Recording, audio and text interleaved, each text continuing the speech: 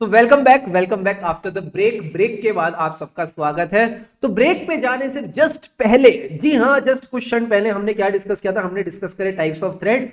ये types of threads हमको कैसे याद रहेंगे? तो जो बॉडी के थ्रेड्स दूर भगाए उसको क्या कहते हैं? साफी। तो साफी का क्या मतलब था? Self interest thread, self review thread, A for advocacy thread. बोलो बोलो बोलो बोलो। Self interest thread, self review thread, advocacy thread, familiarity thread और इंटीमिडेशन थ्रेड्स। इन 3 4 5 थ्रेड्स की हमने बात की थी। बट अल्टीमेटली प्रॉब्लम्स तो है सबके साथ, बट सॉल्यूशन की है बात। एंड सॉल्यूशन में हम डिस्कस करेंगे सेफगार्ड्स के पॉइंट। तो फटाफट आ जाओ अपने नोट्स पे, एंड नोट्स पे हम डिस्कस करते हैं सर सेफगार्ड्स क्या क्या है। तो if I talk about the safeguards to independence ना, ये क्या है सर? ये बड़ा ना फ्रॉड टॉपिक है सर। फ्रॉड टॉपिक क्यों है? ये पूरे टॉपिक में ना आप पढ़ोगे मेरे साथ safeguard safeguard safeguard safeguard safeguard safeguard, आप मेरे साथ पढ़ोगे, बट एक्चुअल में किसी सेफगार्ड की बात ही नहीं कर रखी।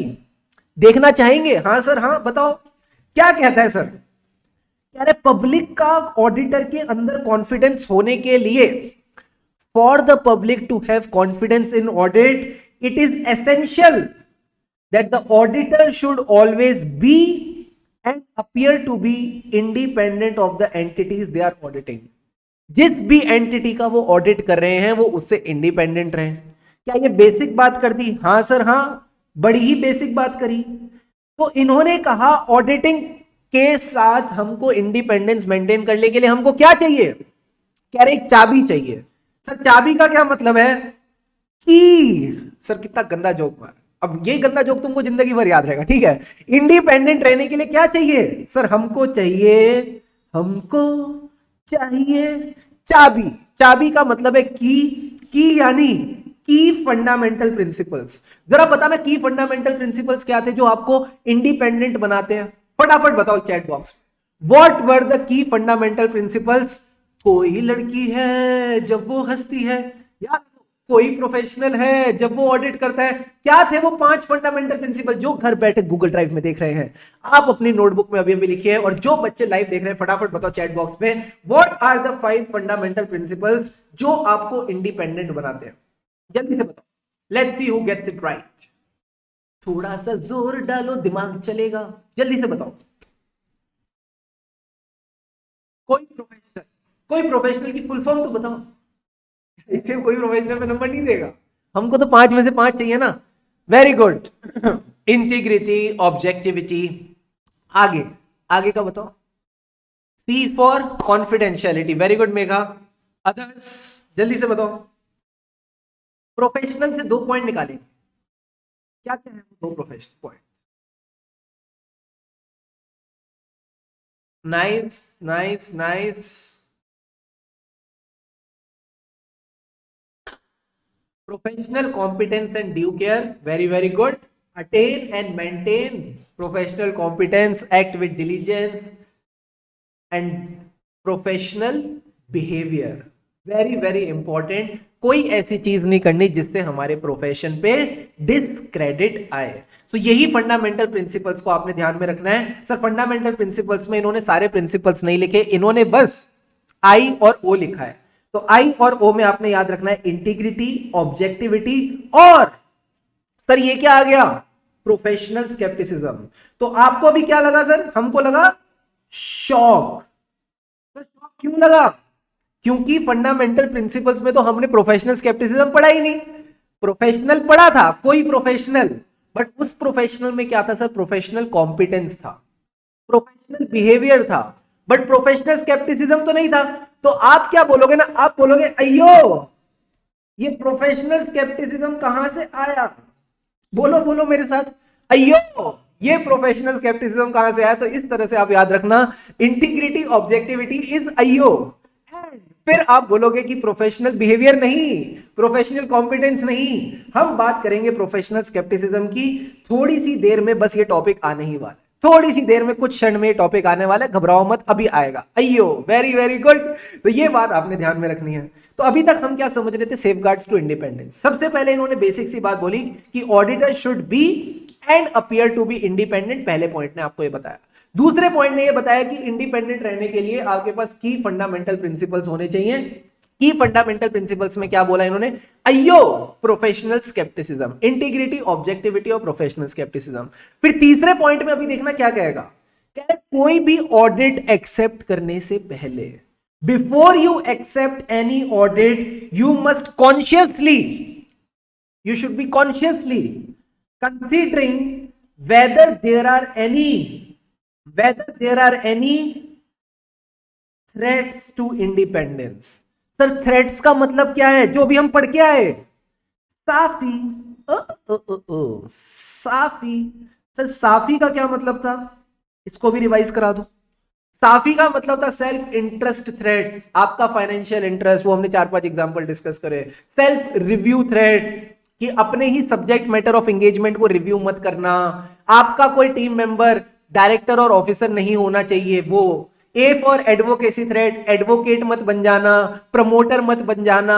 एफ फॉर फेमिलियरिटी थ्रेट, खून का रिश्ता, फर्म का रिश्ता, रिश्ता बन गया साथ रह रहे के, गिफ्ट्स और हॉस्पिटैलिटी आ रही है। आई फॉर इंटिमिडेशन थ्रेट, डराना, डराना यानी डर से डराना, डी से debtor the auditor from acting objectively, इसको बोलते हैं क्या, इंटिमिडेशन थ्रेट्स। कैसे होता था, थ्रेट करते थे फॉर लिटिगेशन, हम आपको निकाल देंगे, ठीक है, फिर आप प्रेशर में आ जाते थे। प्रेशर क्या था, अपने ऑडिट के काम को रिड्यूस करो क्योंकि हम आपकी फीस रिड्यूस कर रहे हैं। तो ये सारे थ्रेट्स तो अभी हम पढ़ के आए ना, लगाया हमने इस पे आधा घंटा, तो ये हो गया सारे टाइप्स ऑफ थ्रेट्स। तो कह रहे जब भी आप काम एक्सेप्ट करो, काम एक्सेप्ट करने से पहले चेक कर लेना कहीं कोई थ्रेट तो नहीं, और अगर थ्रेट है तो थ्रेट को दूर भगाओ। Apply the safeguards to independence, हमको फर्क नहीं पड़ता थ्रेट से, हम प्रॉब्लम का सॉल्यूशन निकालेंगे। So if there is any threat, सबसे पहले तो आपको काम को एक्सेप्ट ही नहीं करना चाहिए। अगर एक्सेप्ट कर रहे हो तो सेफगार्ड्स लगा के चलो। बट सर हम सेफगार्ड्स नहीं लगा सकते, ऑडिटर इज अनेबल, अनेबल मतलब नहीं कर पाएगा, to fully implement the credible and adequate safeguards, then in that case क्या उसको ऑडिट एक्सेप्ट करना चाहिए, क्या उसको ऑडिट एक्सेप्ट करना चाहिए। अगर थ्रेट्स हैं तो सबसे पहले तो उन्होंने कहा डिजिस्ट, डिजिस्ट का मतलब है एक्सेप्ट ही मत करो, या फिर अप्लाई सेफगार्ड्स। और वो कह रहे हैं मैं अप्लाई भी नहीं कर पाऊंगा तो मेरे दोस्त not accept the audit, then in that case you should not accept the audit. आपने ऑडिट को एक्सेप्ट ही नहीं करना चाहिए अगर आपके पास एडिक्वेट सेफगार्ड्स नहीं है। बट एक बात बताओ, बड़ा एक बात बताओ मुझे, क्या इन्होंने एक भी सेफगार्ड के बारे में बताया? सामने आपके सारे के सारे पॉइंट्स हैं, सामने आपके सारे के सारे पॉइंट्स हैं। सबसे पहले बोला कि जब भी ऑडिट एक्सेप्ट करो इंडिपेंडेंट रहो। इंडिपेंडेंट कैसे रहेंगे सर? चाबी से रहेंगे, यानी की फंडामेंटल प्रिंसिपल्स है जिनको आप बोलते हो अयो प्रोफेशनल स्केप्टिसिज्म। कोई भी काम एक्सेप्ट करने से पहले चेक करो कहीं इन्हीं प्रिंसिपल्स पे कोई थ्रेट्स तो नहीं। जब आपने थ्रेट्स देखे तो आपने सेफगार्ड लगाए, अब आप सेफगार्ड नहीं लगा पा रहे तो एक्सेप्ट ही मत करो। क्या इन्होंने यहां पे कोई भी सेफगार्ड के बारे में बताया, या फिर आपको जनरल ज्ञान दे दिया, या फिर आपको जनरल ज्ञान दे दिया? जल्दी से बताओ, आपको मेरी दुविधा समझ आ रही है, मेरी फीलिंग समझ पा रहे हो मैं आपको क्या कहने की कोशिश कर रहा हूं? जल्दी से बताओ।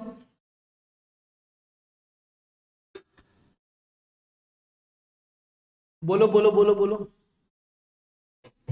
बताया कोई सेफगार्ड के बारे में? नहीं सर, जनरल ज्ञान दिया है।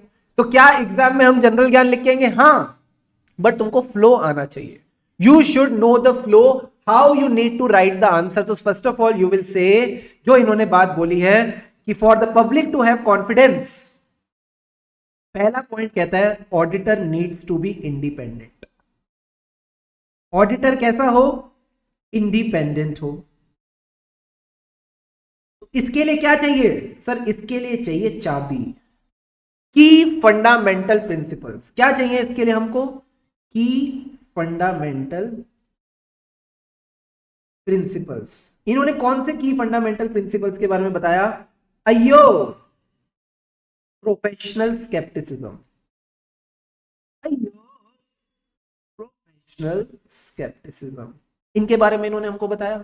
ठीक है सर, तो पहला पॉइंट क्या आया सर? सबसे पहला पॉइंट आया, इन्होंने बोला ऑडिटर कैसा हो? इंडिपेंडेंट हो। कैसे होगा उसके पास? जब चाबी होगी इंडिपेंडेंस की। सर चाबी का मतलब है की फंडामेंटल प्रिंसिपल्स होने चाहिए। वैसे तो ये 5 होते हैं, कोई professional, confidentiality, objectivity, integrity and professional से मिलता है professional competence and due care और प्रोफेशनल बिहेवियर। चकाचक तरीके से एकदम फटाफट तुम भी कल से बोलने लगोगे। अब एक बात बताओ, इन्होंने कौन से लिखे? इन्होंने वो वाले नहीं लिखे, तो हम शौक में आ गए। तो शौक में आ गए तो क्या बोला? अयो अयो प्रोफेशनल स्केप्टिसिज्म। अब इन्होंने कहा इन्हीं फंडामेंटल प्रिंसिपल्स में चेक कर लेना कहीं कोई थ्रेट तो नहीं। अगर थ्रेट है, if yes, then desist from accepting the engagement, और या फिर आप सेफगार्ड्स अप्लाई करो। But if applying the safeguards is not possible, then don't accept the audit. Then in that case you should not accept the audit. मुझे एक बात बताओ, क्या यहां पे थ्योरेटिकल लिखा है या फिर लॉजिकल फ्लो है? क्या यहां पे पूरी थ्योरी है या फिर आपके दिमाग में एक लॉजिकल फ्लो बैठा? जल्दी से बताओ मुझे। Is the flow logical flow clear to all of you? फटाफट बताओ। Come on everyone, is this flow clear to all of you?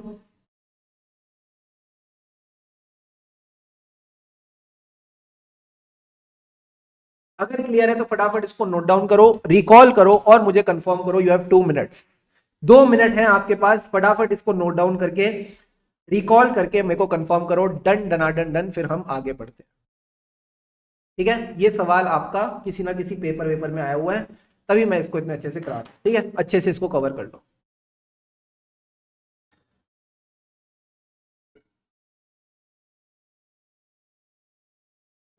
पानी पीते चलना, जिस जिस बच्चे को थोड़ी सी थकावट हो रही है, जस्ट ड्रिंक वाटर एंड आपकी एनर्जी बनी रहेगी।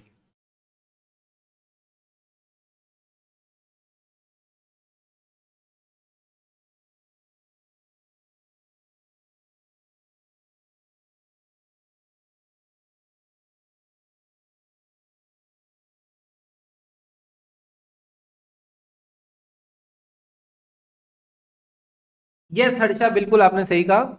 Desist from the task means not accepting the task.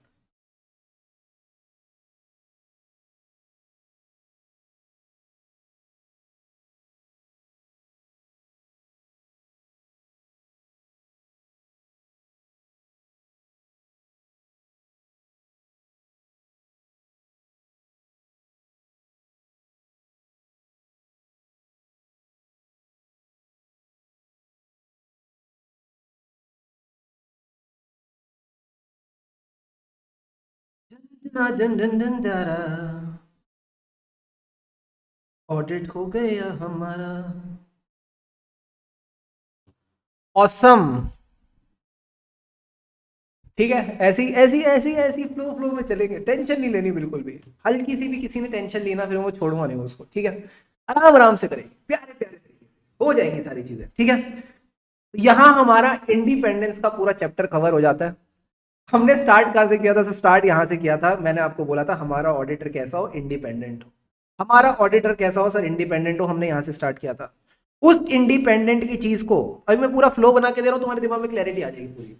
हमने बोला हमारा ऑडिटर इंडिपेंडेंट हो, तो मैंने कहा 5 प्रिंसिपल्स होने चाहिए। 5 की प्रिंसिपल्स होने चाहिए, वो भी आपको अब अच्छे से याद हो चुके हैं। ये 5 की प्रिंसिपल्स क्या है सर? कोई प्रोफेशनल, ठीक है, कोई प्रोफेशनल करके हमने याद किया कि कोई भी प्रोफेशनल हो उसके अंदर ये 5 की प्रिंसिपल्स होने चाहिए। पर इन्हीं प्रिंसिपल्स के ऊपर क्या आ सकते हैं सर? थ्रेड्स आ सकते हैं। पर थ्रेड से फर्क नहीं पड़ता, क्योंकि हम साफी पी लेते हैं, तो साफी से याद रहता है हमको कि क्या क्या थ्रेड्स थे। एंड अल्टीमेटली आपने क्या लगाने? Safe guards. क्लियर है? यही टॉपिक्स अभी तक हमने डिस्कस करे, कुछ भी नहीं पढ़ा, बस यही पढ़ा है अभी तक, और कुछ भी नहीं किया हमने। ठीक है, नाउ लेट्स मूव टू ऐसे 200 सर। ऐसे 200 यानी overall objectives of independent auditor and conduct of audit in accordance with standards on auditing. आ जाओ फटाफट मेरे साथ। कोई बच्चा भी कुछ नोट डाउन नहीं करेगा, बस मेरी बातें सुनते चलना। जैसे ही कंफर्ट आ जाएगा वैसे ही मैं आपको बोलूंगा नोट डाउन करना स्टार्ट करो। क्या कहता है सर? ऐसे 200 overall objectives of independent auditor and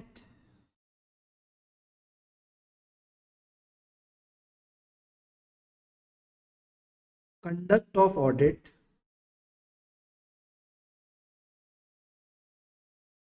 in accordance with standard on auditing. यही ऑडिट का बेसिक सार है, यही ऑडिट का बेसिक सार है। अगर आपने ऐसे 200 समझ लिया, आपको ऑडिट का मास्टर बनने से कोई नहीं रोक। ठीक है सर। सबसे पहले तो यह समझते हैं कि ऑडिटर का ओवरऑल ऑब्जेक्टिव क्या है। तो ये तो मैंने आपको सबसे पहले यही बताया। ऑडिटर का काम क्या है सर? फाइनेंशियल स्टेटमेंट्स को एग्जामिन करना, एंड उस एग्जामिनेशन को करके वो क्या देगा? हलवा, पूड़ी, चने, क्या? ओपिनियन देगा। क्या देगा सर? ओपिनियन देगा।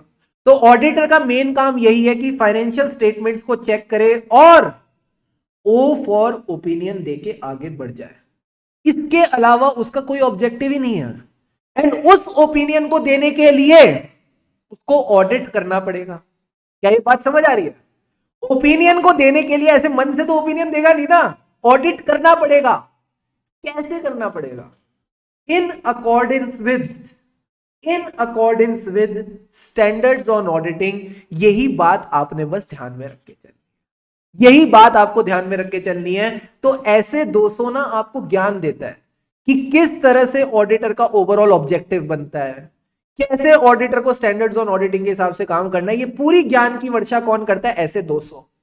तो नाम कैसे याद रखेंगे? नाम ऐसे याद रखेंगे, ये ऐसे 200 नहीं, ये ऐसे 200 है। क्या बोल रहे हो सर? हाँ, ये ऐसे 200 नहीं, ये ऐसे 200 है। एंड ओ का क्या मतलब है? इन्हीं ओ से निकला ओवरऑल ऑब्जेक्टिव। क्या ये बात समझ आई? जिंदगी में कभी नहीं भूलोगे 200 का नाम क्या है। ये ऐसे 200 नहीं, ये ऐसे 2 है। ओवरऑल ऑब्जेक्टिव किसके? अरे किसके भाई, किसके? ऑफ द ऑडिटर नहीं, ऑफ द इंडिपेंडेंट ऑडिटर। मैं बोल बोल के थक गया, तुम सुन सुन के थक गए। मैं बोल बोल के थक गया, तुम सुन सुन के थक गए। अरे भाई, ऐसा वैसा ऑडिटर नहीं है ये। कैसा ऑडिटर है सर? ये एक इंडिपेंडेंट ऑडिटर है। कैसा ऑडिटर है? इंडिपेंडेंट ऑडिटर है। तो यही बात आपने समझनी है। ऐसे 200 is all about overall objectives of independent auditor. And कैसे पूरे होंगे हमारे overall objective? In overall objectives को अचीव कैसे करेंगे? कैसे हम अपना ओपिनियन देंगे? जब हम अपना ऑडिट कंडक्ट करेंगे। जब हम अपना ऑडिट कंडक्ट करेंगे सर, कैसे कंडक्ट करेंगे? इन accordance with standards on auditing. जब आप स्टैंडर्ड्स ऑन ऑडिटिंग के हिसाब से अपना ऑडिट करोगे, अपने आप एज अ रिजल्ट आपके ओवरऑल ऑब्जेक्टिव पूरे हो जाएंगे। इसको आप शॉर्ट फॉर्म में क्या कह सकते हो सर? इसको हम शॉर्ट फॉर्म में कह सकते हैं उइया, that is overall objective of independent auditor and कासा। सर उइया एंड कासा का क्या मतलब है? Conduct of audit in accordance with standards on auditing. तो ये आपका ऐसे 200 का पूरा नाम हो जाता है। फटाफट एक बार इस नाम को याद करो मेरे साथ। सर ऐसे 200 का क्या मतलब है? ओ ओ यानी overall objectives of independent auditor, that is उइया। ठीक है, overall objectives of independent auditor, ऐसा वैसा ऑडिटर नहीं, इंडिपेंडेंट ऑडिटर। एंड ये ऑब्जेक्टिव, ये जो मेरे अरमान हैं, ये कैसे पूरे होंगे sir? By conducting the audit in accordance with. कैसे ऑडिट करूं गुरु? बताओ ना, क्या है मेरी गाइड ऑडिट करने की? इसी गाइड को बोलते हैं स्टैंडर्ड्स ऑन ऑडिटिंग। ये स्टैंडर्ड्स ऑन ऑडिटिंग हमको सिखाएंगे कि ऑडिट किया कैसे जाता है, कैसे हमको ऑडिट करना है। ये हमको स्टैंडर्ड्स ऑन ऑडिटिंग सिखाएंगे। दिस इज योर एसे 200। फटाफट सारे बच्चे अभी के अभी इस नाम को याद करेंगे। Remember and learn this name right away right now. ये बहुत हेल्प करेगा आपकी। फटाफट इस नाम को याद करो सर। ऐसे 200 का मतलब है उइया कासा, that is overall objective of independent auditor and conduct of audit in accordance with standards on auditing. Come on people, learn it right now. जल्दी से याद करो। जैसे ही मेरे पास 10 बच्चों का डंडन आएगा, हम आगे बढ़ जाएंगे। फटाफट इसको अभी बोल बोल के याद करो।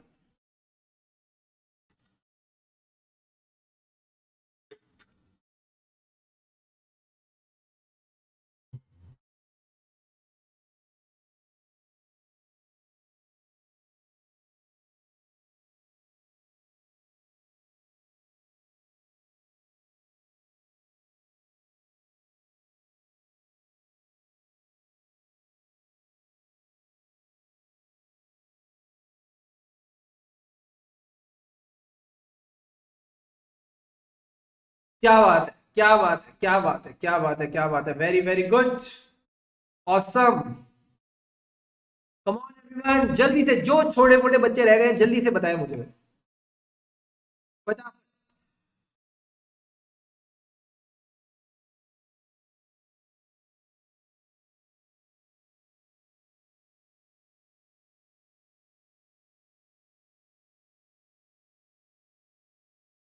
चलो बॉस, बहुत बढ़िया। अब सर एक सवाल बताओ मुझे। अभी तक तो मैं आपके साथ क्या कर रहा था ना, मैं आपको घुमा फिरा के ले आया, मैंने बोला यार ठीक है ओवरऑल ऑब्जेक्टिव है ओपिनियन देना, बट ओपिनियन देंगे कैसे? तो ये कहता है कि ऑडिटर का जो ओवरऑल ऑब्जेक्टिव है वो है टू ऑब्टेन, ऑब्टेन यानी चाहिए, क्या चाहिए? Reasonable assurance. सर अब ये रीजनेबल अश्योरेंस क्या है? रीजनेबल अश्योरेंस चाहिए इस चीज को लेके that whether the financial statement as a whole, सबसे पहले तो यहां क्वेश्चन मार्क डालो, मैं डाल रहा हूं आप मत डालना, मैं आपको भी समझाऊंगा ये। Whether the financial statement as a whole यानी पूरे के पूरे फाइनेंशियल स्टेटमेंट्स आर फ्री, किससे फ्री हैं? From material misstatements, whether due to fraud और ड्यू टू एरर, यहां पे भी क्वेश्चन मार्क डालो। सर ये क्या है, क्या कह रहा है ये, क्या है मटेरियल मिसस्टेटमेंट, क्या है फ्रॉड, क्या है एरर, ये भी समझेंगे। जब आपको रीजनेबल अश्योरेंस मिल गई यानी आपको एक संतुष्टि मिल गई कि फाइनेंशियल स्टेटमेंट में मटेरियल मिसस्टेटमेंट नहीं है, तो फिर आप ऑडिट एज एन ऑडिटर अपना ओपिनियन एक्सप्रेस करो कि जो फाइनेंशियल स्टेटमेंट्स हैं these have been prepared in all material respects in accordance with the applicable FRF. अब तीसरा क्वेश्चन मार्क आ जाता है एफआरएफ क्या? तो तीन क्वेश्चन मार्क्स के साथ अभी हमको डील करना है। सबसे पहले रीजनेबल अश्योरेंस, फिर हमको डील करना है किसके साथ? मटेरियल मिसस्टेटमेंट, फिर हमको डील करना है एफआरएफ के साथ। अगर ये तीनों मतलब आपको समझ आ गए तो ये डेफिनेशन, ये मीनिंग आपके अंदर बैठ जाए। तो सबसे पहला सवाल है सर रीजनेबल अश्योरेंस क्या होता है? रीजनेबल, सारे बच्चे नोट डाउन करना, ठीक है, सारे बच्चे नोट डाउन करना। Reasonable assurance, it is a high but not an absolute assurance, not an absolute level of assurance। ये है definition reasonable level of assurance की, कि it is a high but not an absolute assurance. Simple सवाल आपसे पूछता हूं, कोई technicality की बात ही नहीं करनी, ऑडिट टेक्निकल है ही नहीं, दिल की बात है। एक एंटिटी में करोड़ों ट्रांजैक्शन होती हैं, ठीक है, और जो एंटिटी है जिसकी करोड़ों ट्रांजैक्शन है उसी के ट्रांजैक्शन के बेसिस पे वो लेजर बनाते हैं, उन्हीं लेजर के बेसिस पे फाइनेंशियल स्टेटमेंट बनाए जाते हैं। तो जब आप फाइनेंशियल स्टेटमेंट्स का ऑडिट करेंगे, जब आप फाइनेंशियल स्टेटमेंट्स का ऑडिट करेंगे तो मुझे एक बात बताओ, क्या आप 100% टेस्टिंग कर सकते हो ट्रांजैक्शंस की? सोच के बताना, सोच के बताना। Is 100% testing of the transaction possible? लिखना है, हाँ थोड़ा थोड़ा लिख, बस ये लिखनी है आपने, डेफिनेशन लिखनी है, बस ये डेफिनेशन लिखनी है और कुछ नहीं लिखना। इसके नीचे का जो ज्ञान है वो मैं आपके साथ डिस्कस कर रहा हूं, आपने बस मुझे ये बताना है कि क्या 100% टेस्टिंग पॉसिबल है। जल्दी से सोच के बताना।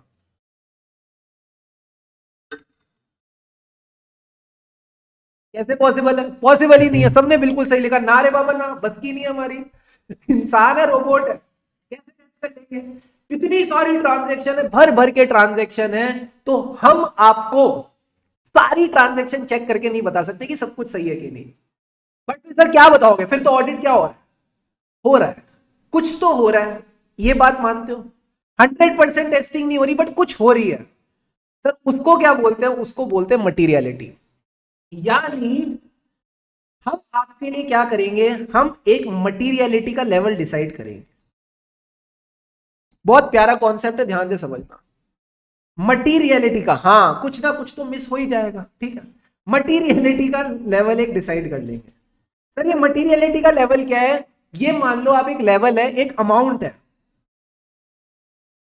जो आपने डिसाइड कर ली कि इससे यूजर को फर्क पड़ता है। समझना मेरी बात, हाँ ये मटीरियलिटी लेवल क्या है? ये एक अमाउंट है जिससे हमको लगता है यूजर को फर्क पड़ता है। एग्जाम्पल के तौर पे आप एक कंपनी में इन्वेस्ट करने गए, आपको बताया गया कि उस कंपनी का जो रेवेन्यू है वो रेवेन्यू 1,000 करोड़ रुपीज है, बट जो एक्चुअल रेवेन्यू था वो एक्चुअल रेवेन्यू 1,000 करोड़ नहीं है, 999 करोड़ है। जल्दी से बताना, क्या आपका इन्वेस्टिंग डिसीजन बदल जाएगा? क्या इन्वेस्टिंग डिसीजन बदल जाएगा? क्या 1,000 करोड़ की जगह 999 करोड़ है? जल्दी से बताओ, will it affect your investing decision? या आप बोलोगे नहीं यार 1 करोड़ की तो बात है, 1,000 करोड़ पे 1 करोड़ चलता है, इतना तो चलता है, फर्क नहीं पड़ता। सोच समझ के बताना, क्या आपका इन्वेस्टिंग डिसीजन बदल जाएगा? या फिर आप बोलोगे यार इतना तो चलता है, नहीं सर हमारा डिसीजन नहीं बदलेगा, 1 करोड़ तो चलता है। बट यही 1,000 करोड़ अगर एक्चुअल में मात्र 800 करोड़ हो, यानी 200 करोड़ का गैप, क्या आपका इन्वेस्टिंग डिसीजन बदल जाएगा? बच्चे बोल रहे इममटीरियल, तुम तो ऑडिटर बन गए, तुम तो अब ऑडिटर बन गए, तुम तो अब बोलने लग गए हो वर्ड्स ऑडिट वाले। Very very good, did not expect it. अब बताओ 1,000 करोड़ का अगर 800 करोड़ कर दूं, क्या तुमको दिल पे चुभेगा? 20% नीचे कर दिया मैंने, 20% डाउन। क्या अब यहां पे तुमको दिल में चुभी बात? अरे 20% रेवेन्यू डाउन किया, यानी कहीं ना कहीं कंपनी की वैल्यूएशन बदलेगी। अगर वैल्यूएशन बदलेगी तो फिर आपका इन्वेस्टिंग डिसीजन भी बदलेगा। तो क्या इस अमाउंट से आपको फर्क पड़ता है? हाँ सर हाँ, इस अमाउंट से अब हमको फर्क पड़ता है। तो जिस अमाउंट से यूजर्स ऑफ फाइनेंशियल स्टेटमेंट्स, फिर से सुनना मेरी बात, जिस अमाउंट से यूजर्स ऑफ फाइनेंशियल स्टेटमेंट्स को फर्क पड़ता है उसको हम मटेरियल बोलते हैं।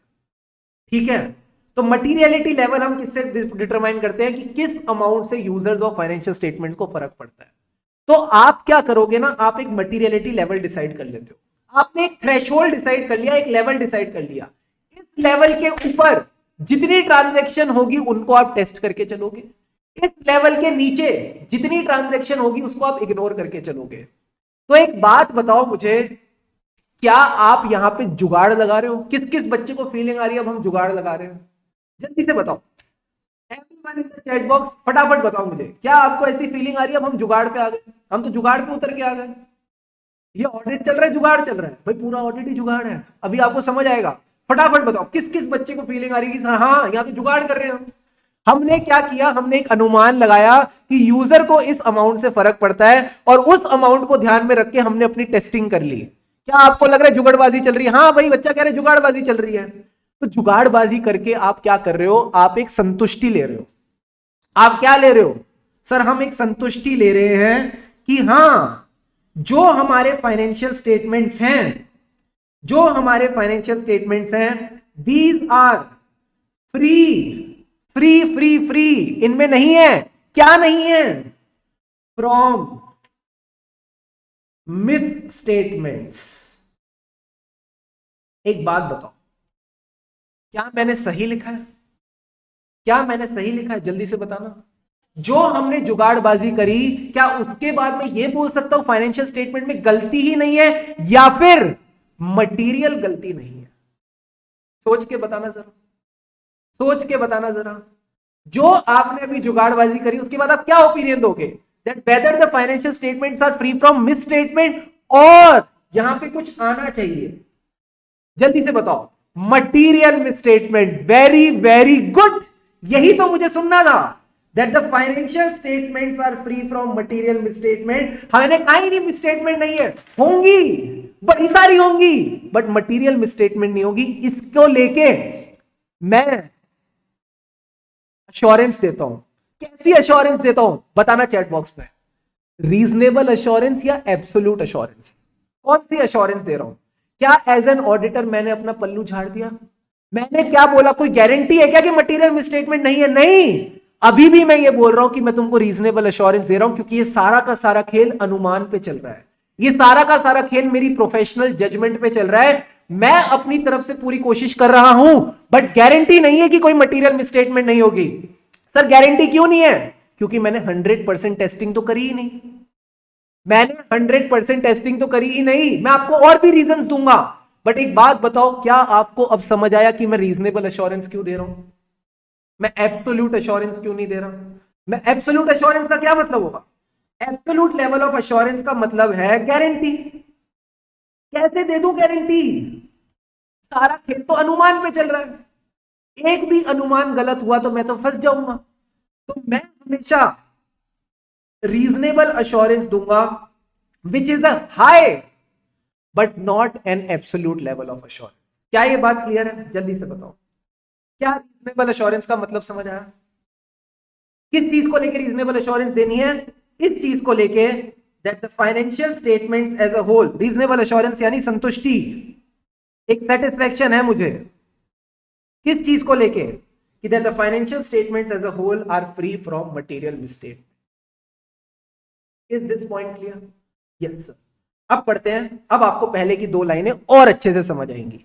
ये कहता है to obtain a reasonable assurance whether whether whether whether whether, ये वेदर वाली वेदर नहीं है कि आज ठंडी है गर्मी है, बताओ क्या हमारे जो फाइनेंशियल स्टेटमेंट्स हैं these are free from material misstatement. अब गेम की बात क्या है ना, हर वर्ड का अपना मीनिंग है। अगर मैं यहां पे सिर्फ मिसस्टेटमेंट लिख देता तो मतलब ही बदल जाता। मटेरियल मिसस्टेटमेंट की बात हो रही है, मिसस्टेटमेंट तो छूट सकती है बट मटेरियल मिसस्टेटमेंट नहीं छूटनी चाहिए। And these misstatements can be due to, किस वजह से मिसस्टेटमेंट हो सकती हैं सर? ये या तो फ्रॉड की वजह से होंगी या फिर एरर की वजह से होंगी। इनमें इतना ही फर्क है कि आपसे कोई चीज गलती से हो गई और आपने कोई चीज जान, आई थिंक हिंदी में ऐसे लिखेंगे ना, जानबूझ के जानबूझ के की है सर। जानबूझ के यानी इंटेंशनल। अगर आपका इंटेंशन ही गड़बड़ करने का है, घोटाले करने का, तो उसको फ्रॉड कहते हैं। तो अगर फाइनेंशियल स्टेटमेंट्स में कोई मिस स्टेटमेंट है क्योंकि मैनेजमेंट फ्रॉड कर रहा है, मैनेजमेंट यहां पे गड़बड़ घोटाले कर रहा है, तो उसको फ्रॉड की वजह से कहेंगे। अगर कोई गलती गलती से हो गई, it is just a thing which was done because of the lack of diligence, उन्होंने सावधानी नहीं रखी, तो उसको हम बोलेंगे एरर। तो कह रहे फर्क नहीं पड़ता मटेरियल मिसस्टेटमेंट फ्रॉड की वजह से हो या एरर की वजह से हो, आपने मटेरियल मिसस्टेटमेंट्स के बारे में यहां पे बताना है कि that the financial statements as a whole are free from material misstatements, भले ही they are due to fraud और they are due to error, हमको लेना देना नहीं है। ठीक है, ये बात हो गई। जब आपको रीजनेबल अश्योरेंस मिल जाएगी, अभी तक हमने क्या डिस्कस किया, देखो देखो देखो देखो, जब आपको रीजनेबल अश्योरेंस मिल गई किस चीज को लेके, that the financial statements as whole are free from, किससे फ्री हैं? Material misstatement. तो मेरे दोस्त, now you are eligible to express an opinion. फिर आप एक्सप्रेस कर सकते हो अपना ओपिनियन। क्या सर? कि जो हमारे फाइनेंशियल स्टेटमेंट्स हैं ये प्रिपेयर हुए हैं इन ऑल रिस्पेक्ट्स, नहीं, इन ऑल रिस्पेक्ट्स नहीं, हर तरह से नहीं, इन all material respects, these have been prepared in all material respects as per the applicable FR। अब सर सवाल उठता है एप्लीकेबल एफआरएफ का क्या मतलब है? एप्लीकेबल एफआरएफ का मतलब समझने से पहले मैं आपको ऑडिट के हिसाब से मिस स्टेटमेंट का मतलब बता दूं। मिस स्टेटमेंट का मतलब समझना, M for misstatement. Material misstatement की बात हुई थी, पर मिस स्टेटमेंट का क्या मतलब है? गलती का मतलब भी ऑडिटर्स को बता रखा है ऐसे 200 ने। कह रहे मिस स्टेटमेंट का मतलब है डिफरेंस। आप कब बोलते हो कि गलती हुई है? जब आपको कुछ सही पता है। क्या इस बात से सब एग्री करते हैं? मैंने अगर आपको बोला कि आपने पेपर में गलती करी, इसका मतलब जो सही था वैसा आपने नहीं किया। तो जब भी there will be a difference between what you have done and what was required to be done, फिर से सुनना मेरी बात, जब भी there will be a difference in what you have done and what was required to be done, जब इन दोनों चीजों में डिफरेंस होगा यानी गलती है। इसको इन्होंने कैसे बोला? Difference in the A C P D. Sir what do you mean by A C P D? Amount, classifications, presentations and disclosure, ये डेफिनेशन आपके नोट्स में, टेंशन मत लेना। जब भी डिफरेंस होगा अमाउंट में, जो फाइनेंशियल स्टेटमेंट में अमाउंट आती है, क्लासिफिकेशन, किस एक्सपेंडिचर को रेवेन्यू एक्सपेंडिचर में डालना है, किस एक्सपेंडिचर को कैपिटल एक्सपेंडिचर में डालना है, उसको क्लासिफिकेशन कहेंगे। प्रेजेंटेशन, शेड्यूल 3 की presentation. Disclosure, that is the notes to accounts.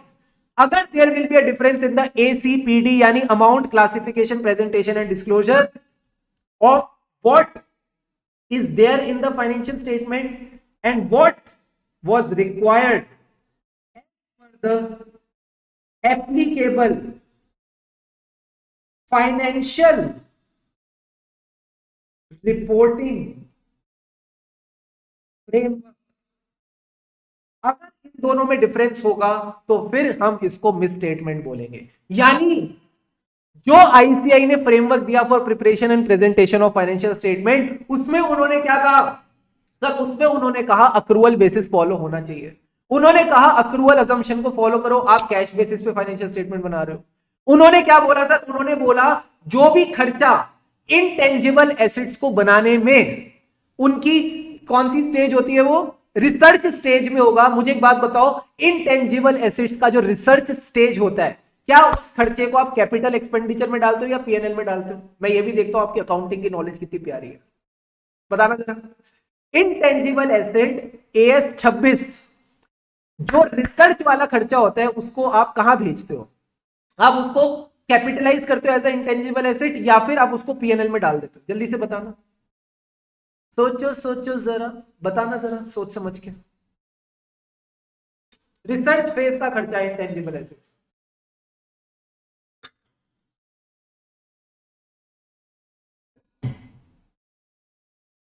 क्या बात कर रहे हो? पीपीई में कैसे डाल दोगे बाबू? इनटेंजिबल एसेट्स का खर्चा है, उसको रिसर्च स्टेज की बात कर रहा हूं मैं। रिसर्च रिसर्च रिसर्च पढ़ा है आपने एएस 26? पहले तो मुझे बताओ, रिसर्च स्टेज का खर्चा है। दो स्टेजेस होती है ना, रिसर्च स्टेज होती है, डेवलपमेंट स्टेज होती है। बिल्कुल सही बोला राधिका ने। सर, रिसर्च स्टेज के खर्चे को हमेशा पीएनएल में एक्सपेंस ऑफ किया जाता है। रिसर्च स्टेज के खर्चे को हमेशा पीएनएल में एक्सपेंस ऑफ किया जाता है। बाबा, बच्चा कह रहा है अच्छा पढ़ा ही नहीं है। जिन बच्चों ने नहीं पढ़ा उन कोई बात नहीं, मैं आपको बता देता हूं। जो इनटेंजिबल एसेट्स बनाए जाते हैं, उसका जो भी रिसर्च फेज का खर्चा होता है, उसको पीएनएल में एक्सपेंस ऑफ किया जाता है। और जो आपका डेवलपमेंट फेज का एक्सपेंडिचर होता है, उसको हम कैपिटलाइज करते हैं। अगर आपने उल्टा सीधा यहां पे गेम कर दिया तो उसको क्या बोलेंगे सर? मिस स्टेटमेंट बोलेंगे। तो आपने क्या अकाउंटिंग स्टैंडर्ड्स को फॉलो किया? नहीं। तो अगर आप अकाउंटिंग स्टैंडर्ड्स को फॉलो नहीं करते, आप शेड्यूल 3 को फॉलो नहीं करते, तो हम ये मानेंगे कि आपने फाइनेंशियल रिपोर्टिंग फ्रेमवर्क को फॉलो नहीं किया।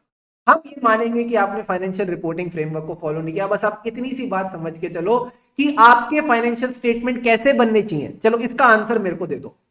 हमारे फाइनेंशियल स्टेटमेंट कैसे बनने चाहिए?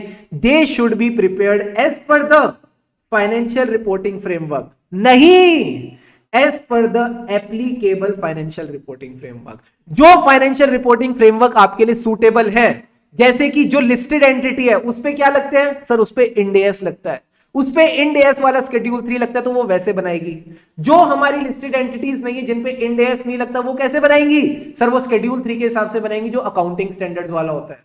तो यही बात आपने समझना है कि आपके लिए कौन सा एप्लीकेबल फाइनेंशियल रिपोर्टिंग फ्रेमवर्क है। जो आपके लिए एप्लीकेबल फाइनेंशियल रिपोर्टिंग फ्रेमवर्क है, उस हिसाब से बनने चाहिए। अगर नहीं बनेंगे, if there will be a difference, तो वो डिफरेंस को आप मिस स्टेटमेंट का नाम दोगे। उस डिफरेंस को आप मिस स्टेटमेंट का नाम दोगे। तो अगर आप चाहो तो इस डेफिनेशन को एक बार फटाफट लिख भी लो, यहां पे लिखी हुई है। आओ मैं आपको दिखाऊं। मिस स्टेटमेंट का क्या मतलब है? It is nothing but a difference. Sir, difference between what? Difference between the ACPD, amount, classification, presentation और disclosure, which is reported in the financial statements as an item, and the amount, classification, presentation and disclosure which was required as per the applicable FRF, and this misstatement can arise either from error or fraud। तो फटाफट आओ मेरे साथ misstatement की definition लिखो। क्या कहते हैं मिसस्टेटमेंट के बारे में? जो मैं चार्ट बना रहा हूं ना, वैसे ही लिखना। Miss statement is nothing but a difference. क्या है ये डिफरेंस? किसमें? Amount, classification, quickly note it down with me, presentation और डिस्क्लोजर। इसको हम प्यार से बोलते हैं ACPD। Amount, classification, presentation and disclosure. One which has been reported in the financial statements and the one which was required। R and R का बीच का difference है।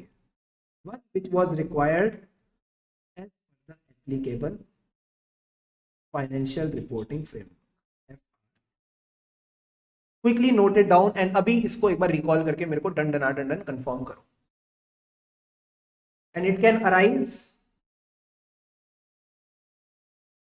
due to fraud or error।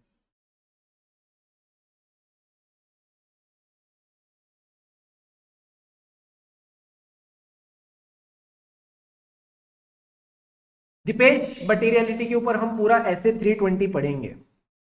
Materiality की ज्ञान की और वर्षा होगी।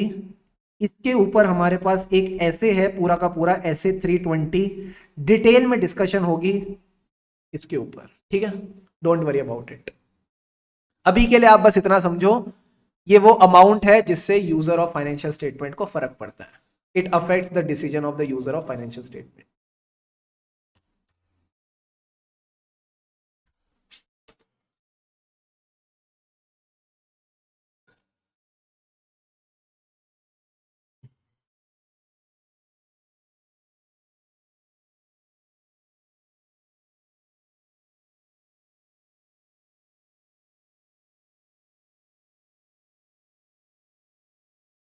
Come on everyone, be fast।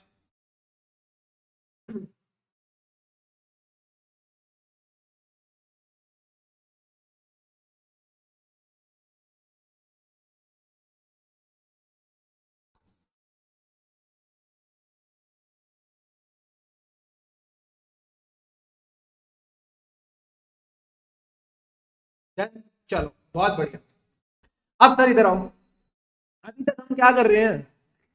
क्या कर रहे हैं अभी? हम रीजनेबल एश्योरेंस की बात कर रहे थे, ठीक है। रीजनेबल एश्योरेंस क्या थी sir? It is a high but not absolute level of assurance. किस चीज को लेकर रीजनेबल एश्योरेंस चाहिए? कि हमारे जो फाइनेंशियल स्टेटमेंट्स हैं they are free from material misstatement. अब आपको मटीरियलिटी का मतलब भी समझ आ गया, मिसस्टेटमेंट का मतलब भी समझ आ गया। फ्री फ्रॉम मटीरियल मिसस्टेटमेंट अगर है तो we will express an opinion. Sir क्या? कि that the financial statements have been prepared in all material respects as per the applicable FRF। बाबा जी क्या हो गया? They have been prepared in all material respects as per the applicable FRF। Simple सी बात है ना। अगर मटेरियल मिसस्टेटमेंट ही नहीं तो मतलब डिफरेंस ही नहीं। अगर डिफरेंस ही नहीं तो आप यही कह सकते हो कि जैसा फाइनेंशियल स्टेटमेंट को बनना चाहिए था वैसे ही फाइनेंशियल स्टेटमेंट बने हैं। Is this whole line now clear? तो अगर मैं इसका फ्लो बताऊं कि ऑडिटर का ओवरऑल ऑब्जेक्टिव क्या है, सबसे पहले आपके दिमाग में आना चाहिए रीजनेबल एश्योरेंस लेना। किस चीज को लेके? That the financial statements as a whole are free from material misstatement. जैसी उसको ये संतुष्टि मिल गई कि हमारे फाइनेंशियल स्टेटमेंट में मटेरियल मिसस्टेटमेंट नहीं है, वो अपना ओपिनियन दे देगा कि हाँ हमारे फाइनेंशियल स्टेटमेंट एफआरएफ के हिसाब से बने हैं इन ऑल मटेरियल रिस्पेक्ट। जल्दी से बताओ, इज दिस पॉइंट क्लियर? अगर ये क्लियर है तो फटाफट ये फर्स्ट पॉइंट को आप अपने नोटबुक में लिख लो। फर्स्ट पॉइंट को आप अपने नोटबुक में लिख लो और हेडिंग देना overall objective of independent auditor. Overall objective of independent auditor. फटाफट इस फर्स्ट पॉइंट को लिखो और मुझे कंफर्म करो, is this first point clear to all of you? Quickly write it down.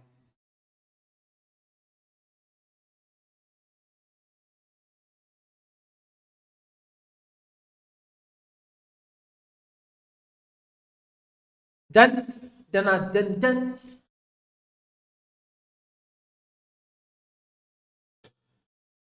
क्या क्या बात है, क्या बात है, क्या बात है।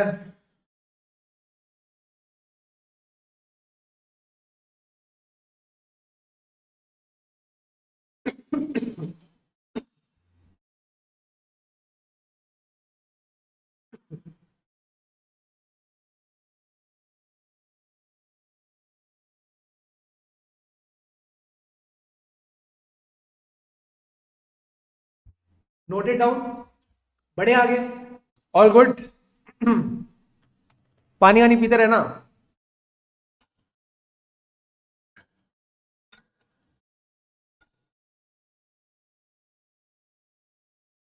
टंचना चन चन चन चारा। ठीक है, पहला ओवरऑल ऑब्जेक्टिव आपको समझ आ गया, रीजनेबल एश्योरेंस लेनी that the financial statement as a whole are free from material misstatement whether due to fraud और एरर।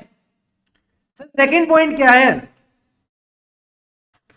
इधर आओ, इधर आओ, इधर आओ, इधर आओ, कहां देख रहे हो? इधर आओ, इधर आओ। आपने अपना ओपिनियन बना लिया, ठीक है? मन में रखोगे या लिख के दोगे? जल्दी बताओ। मन में रखोगे, लिख के दोगे? सर लिख के देंगे। कैसे लिख के दोगे? अपनी ऑडिट रिपोर्ट में।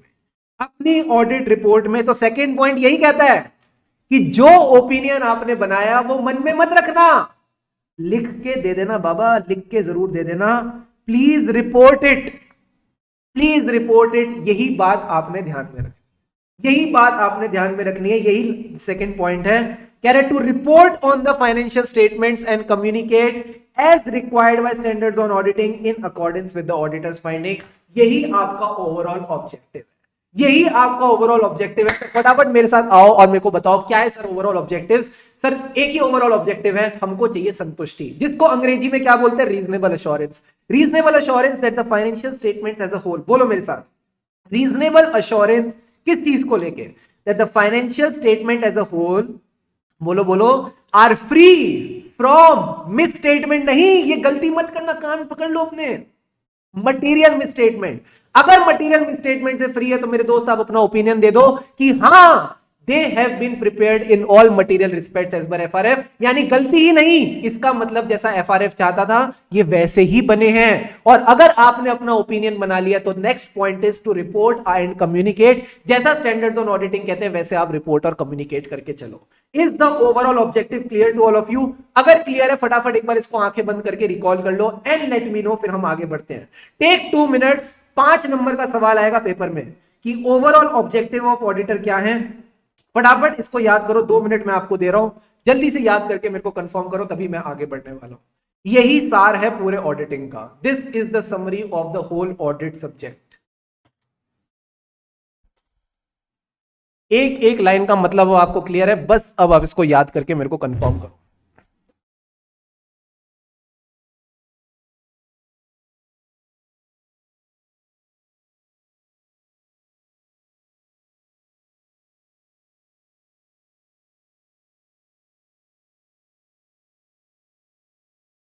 भले ही ना साइड में चार्ट भी बना सकते हैं।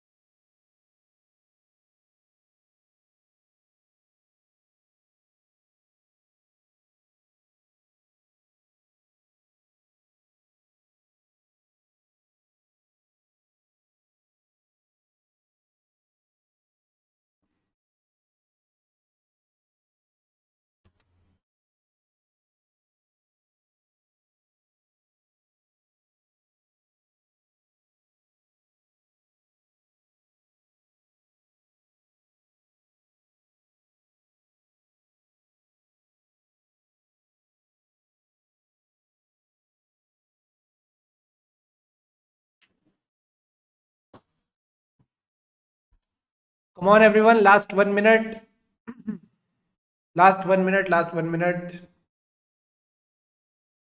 सर ऑडियो क्या हो गया? ऑडियो को अब तो मेरे को दिख रहा है यार, ऑडियो जा रही है। स्पीकर स्पीकर चेक करो।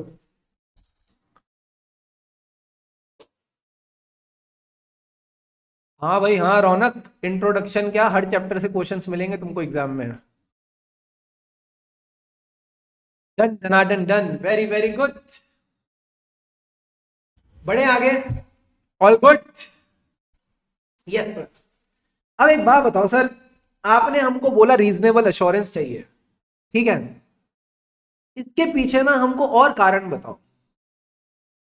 हम रीजनेबल एश्योरेंस तक अपने आप को सीमित क्यों रख रहे हैं? Why are we limiting ourselves to reasonable assurance। बहुत इंटरेस्टिंग टॉपिक आ रहा है, सबसे ज्यादा इंटरेस्टिंग टॉपिक पहले चैप्टर का। Why are we limiting ourselves to reasonable assurance? हम एब्सोल्यूट अश्योरेंस ही ले लेते हैं ना सर। पहला रीजन तो आपको पता चल गया कि हम कंप्लीट चेकिंग नहीं कर सकते, कहीं ना कहीं we have to maintain a balance, क्योंकि हमारे पास टाइम कम है, बेनिफिट ऑडिटिंग का एक लेवल पे ही मिलता है, कॉस्ट भी लगती है। अगर ज्यादा टाइम आप अपना ऑडिट में स्पेंड करेंगे एज एन ऑडिटर तो फिर क्लाइंट के पास भी बड़ा बिल जाएगा। क्लाइंट कह रहा है मैं इतने बड़े बड़े बिल क्यों दूं ऑडिटर को? तो एक बैलेंस मेंटेन करना है between the benefit and cost, तो वो एक रीजन समझ आता है। और क्या क्या रीजंस हो सकते हैं? इन्हीं रीजंस को हम एक नाम देते हैं सर, इनका नाम क्या है? आइला। सर क्या बात कर रहे हो? सचिन तेंदुलकर वाला आइला? आइला वो वाला आइला नहीं है। आइला का मतलब है इनहेरेंट लिमिटेशंस ऑफ ऑडिटिंग। जो आपकी इनहेरेंट लिमिटेशंस ऑफ ऑडिटिंग है वो आपको रोक रही है। पहली लिमिटेशन, जितने भी अकाउंटिंग एस्टिमेट्स मैनेजमेंट बनाती है, जितने भी अकाउंटिंग एस्टिमेट्स मैनेजमेंट बनाती है, कैसे बनाए? कोई बताएगा मुझे please? I want your answers in the chat box, जल्दी से। जितने भी अकाउंटिंग एस्टिमेट्स मैनेजमेंट बनाती है कैसे बनाते हैं? फटाफट बताओ। How do you think they get these accounting estimates part done? बताना। What is involve in making the estimate? बताओ बताओ बताओ।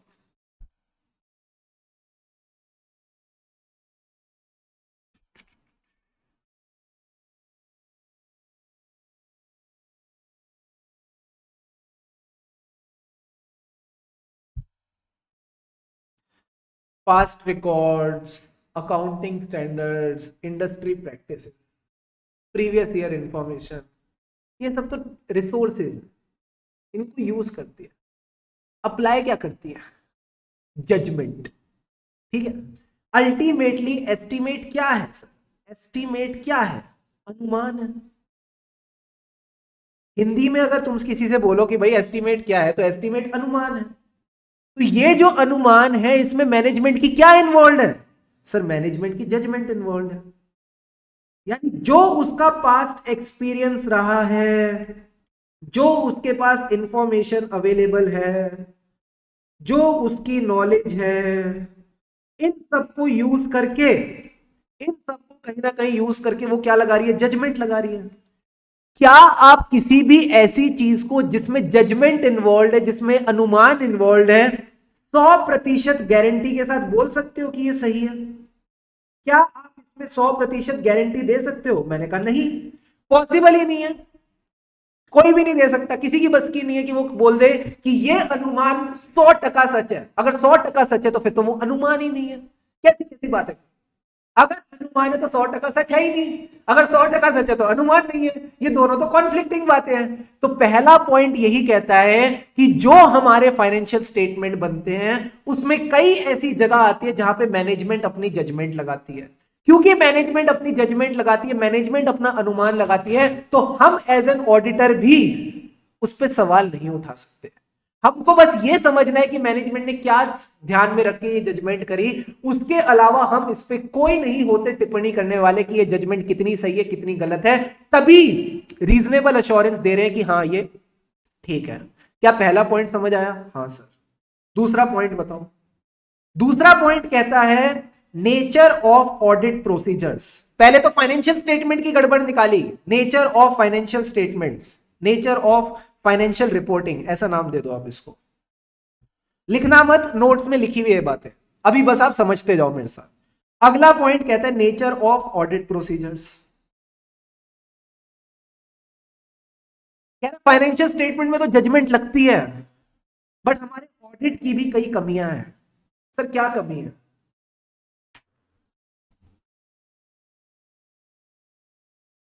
जब मुझे ऑडिट करना है, ऑडिट होता क्या है? फाइनेंशियल स्टेटमेंट में लिखा है डेटर का बैलेंस, ठीक है। अब जो डेटर का बैलेंस लिखा है, मैं मैनेजमेंट को बोलता हूं ये जो डेटर का बैलेंस लिखा है मुझे इसकी लिस्टिंग दे दे, ठीक है सर।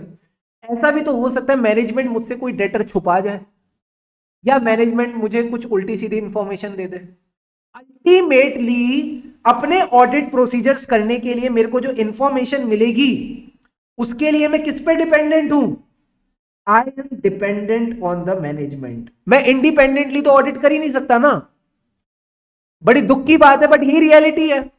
एज एन ऑडिटर मैं इंडिपेंडेंटली काम ही नहीं कर सकता। मतलब इंडिपेंडेंटली का मतलब है कि मैं अपने प्रोसीजर्स अकेले अकेले में थोड़ी कर सकता हूं अलूफ रह के। मुझे मैनेजमेंट पे निर्भर हूं, मैं मैनेजमेंट पे डिपेंडेंट हूं। तो I am dependent on the management for all the information. क्योंकि मैं मैनेजमेंट पे डिपेंडेंट हूं, हो सकता है मैनेजमेंट मुझसे कई सारी इंफॉर्मेशन छुपा जाए। एग्जाम्पल के तौर पे अगर मैनेजमेंट का कोई केस चल रहा है, लीगल केस चल रहा है, अब इस लीगल केस के कारण मैनेजमेंट का प्रोविजन बनना चाहिए, पर मैनेजमेंट ने मुझे इस लीगल केस के बारे में बताया ही नहीं। उन्होंने मुझे इसके बारे में बताया ही नहीं।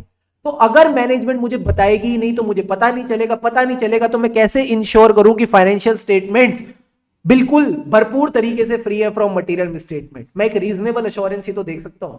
एंड मैनेजमेंट क्यों छुपा रही है? एक बात बताओ, कोई बंदा कब कोई चीज क्यों छुपाता है? उसका मन साफ होता है या उसके मन में गड़बड़ होती है? बताना जरा, व्हाट डू यू फील? आप लोगों का क्या मानना है? जब आपसे कोई चीज छुपाई जा रही है, अंदर वाले के मन में गड़बड़ है या मन एकदम साफ है? सोच के बताना जरा, बताओ बताओ बताओ। Management may not provide the complete information, ये दिक्कत है।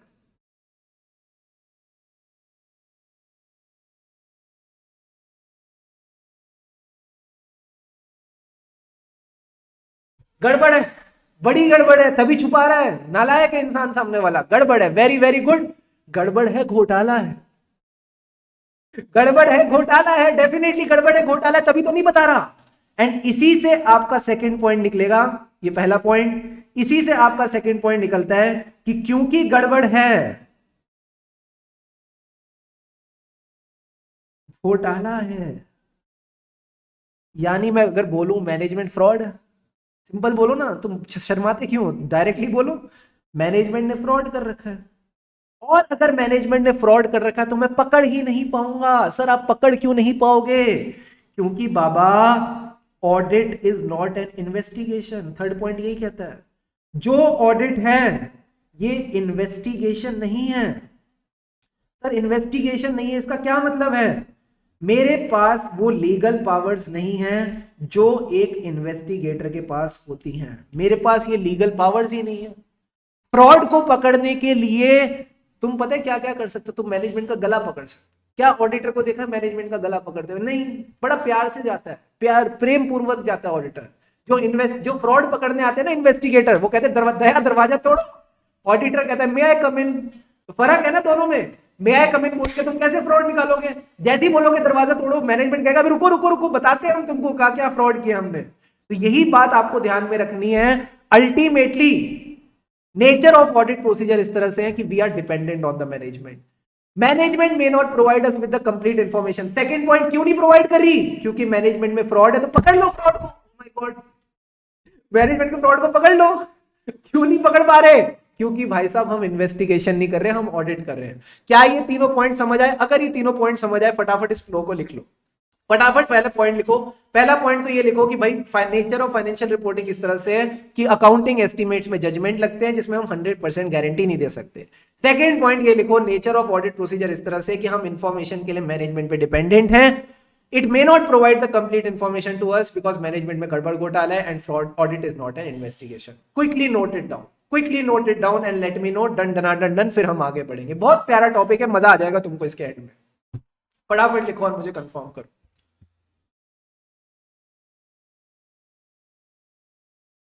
हाँ जी, तो सेकंड पॉइंट आई होप सबको क्लियर है, nature of audit procedure.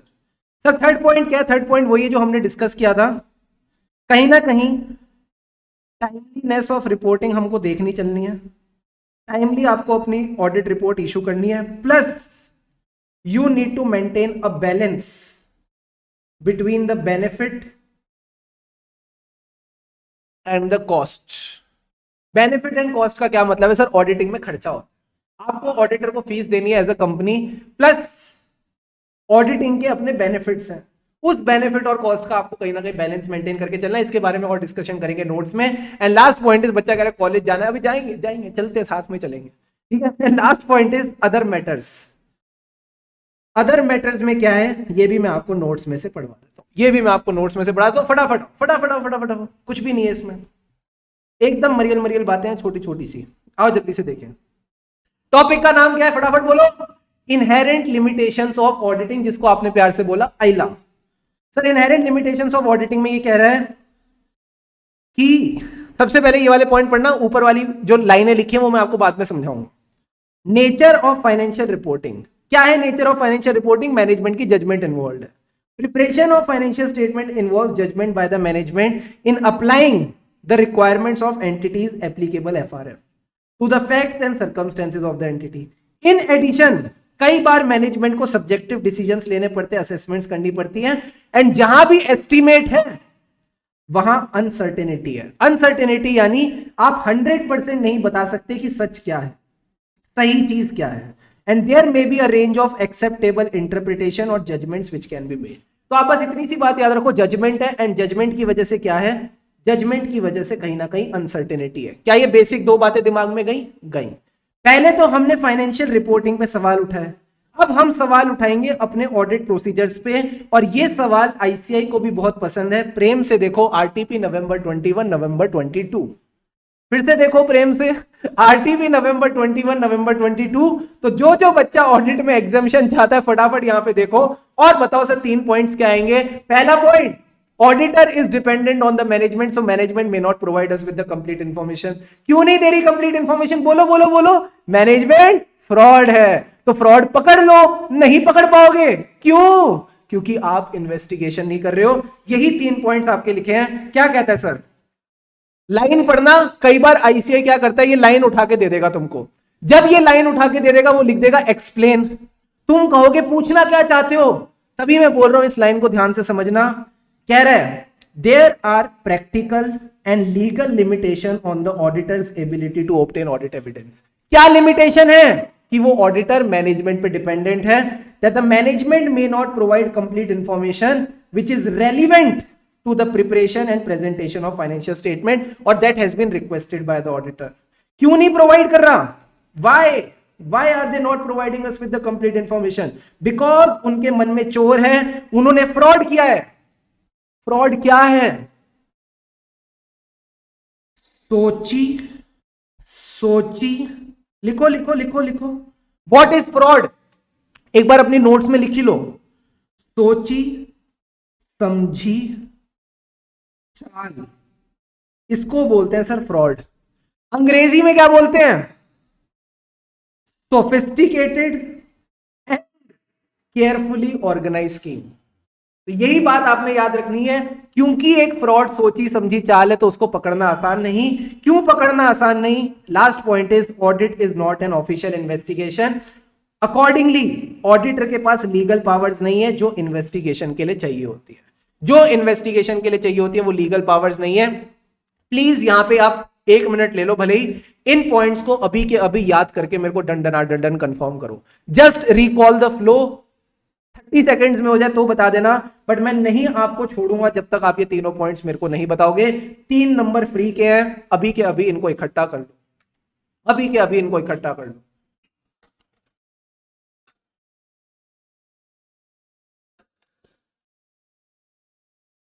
Come on everyone, छोड़ेंगे नहीं, अभी इकट्ठा करेंगे इन 3 नंबरों को।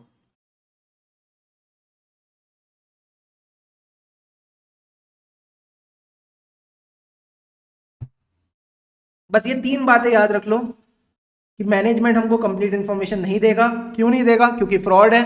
फ्रॉड क्यों नहीं पकड़ पाएंगे? क्योंकि इन्वेस्टिगेशन नहीं है।